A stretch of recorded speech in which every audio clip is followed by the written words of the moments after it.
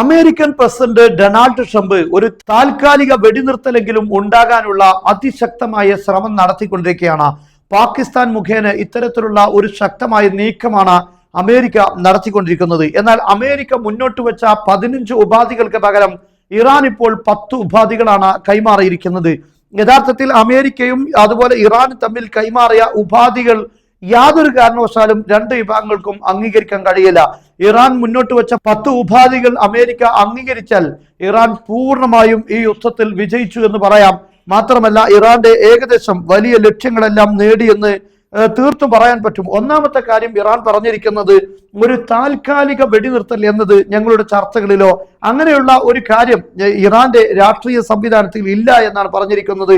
Guarantee that Iran will not be attacked again, ഇനി ഒരിക്കലും ഇറാന് നേരെ ആക്രമണം ഉണ്ടാകുകയില്ല എന്ന ഗ്യാരണ്ടി വേണം.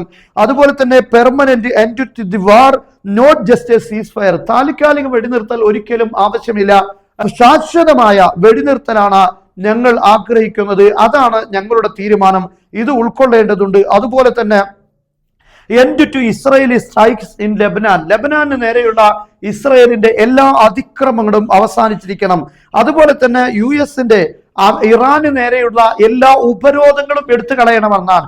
ഇതെല്ലാം അംഗീകരിച്ചു കഴിഞ്ഞാൽ തന്നെ ഇസ്രായേലും അമേരിക്കയും 100% പരാജയപ്പെട്ടു എന്ന് പറയേണ്ടി വരും. അതോടൊപ്പം പറഞ്ഞിരിക്കുന്ന മറ്റൊരു കാര്യം, പ്രവിശ്യയിലുള്ള അടുത്തതായി ഇറാൻ പറഞ്ഞിരിക്കുന്നത് ഇറാന്റെ സഖ്യകക്ഷികൾ അല്ലെങ്കിൽ രാഷ്ട്രങ്ങൾ ഇവർക്കെതിരെ ഇസ്രായേലോ അമേരിക്കയോ നടത്തുന്ന എല്ലാ ആക്രമണങ്ങളും അവസാനിപ്പിക്കണമെന്നാണ്. അതുപോലെ ഇറാൻ പറഞ്ഞിരിക്കുന്നത് ഹോർമുസ് കടലിടുക്ക് തുറക്കണമെന്നുണ്ടെങ്കിൽ ഈ കാര്യങ്ങൾ അംഗീകരിക്കണം. അതോടൊപ്പം തന്നെ $2 മില്യൺ ടോൾ ഏർപ്പെടുത്തും. അതായത് ഒരു കപ്പലിന് $2 മില്യൺ എങ്കിലും ടോൾ വാങ്ങിക്കൊണ്ടായിരിക്കും ഇനി മുതൽ കപ്പലുകൾ ഹോർമുസ് കടലിടുക്ക് വഴി സഞ്ചരിക്കുക. അതിന് ഇറാന് അനുമതി ലഭിക്കണം.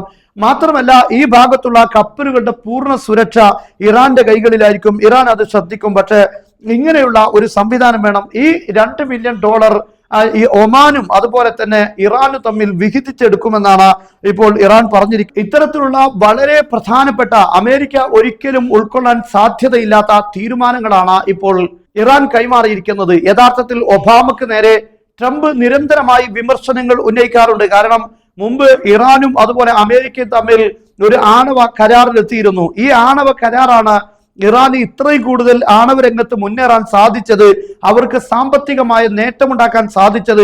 അത് ഒബാമ ചെയ്ത ഏറ്റവും വലിയ തെറ്റാണ് എന്നാണ് ട്രംപ് നിരന്തരമായി പറഞ്ഞുകൊണ്ടിരിക്കുന്നത്. എന്നാൽ അതിന് സമാനമായ അല്ലെങ്കിൽ ഒരു കരാർ പോലും ഇല്ലാതെ ഇറാന്റെ മേലുള്ള എല്ലാ ഉപരോധങ്ങളും നീക്കുക എന്നത് ഏറ്റവും വലിയ അമേരിക്കൻ പ്രസിഡന്റിനെ സംബന്ധിച്ചിടത്തോളം വലിയ ദുരന്തമായിരിക്കും അത്. അതുകൊണ്ട് തന്നെ അത്തരം ഒരു തീരുമാനം അംഗീകരിക്കുക എന്ന് പറഞ്ഞാൽ പരസ്യമായി ഞങ്ങൾ പരാജയപ്പെട്ടു എന്ന് പ്രഖ്യാപിക്കുന്നതിന് തുല്യമാണ്. എന്നാൽ ഇത്രയും കടുത്ത തീരുമാനങ്ങളും ഉപാധികളുമാണ് ഇപ്പോൾ ഇറാൻ അമേരിക്കക്ക് കൈമാറിയിരിക്കുന്നത്.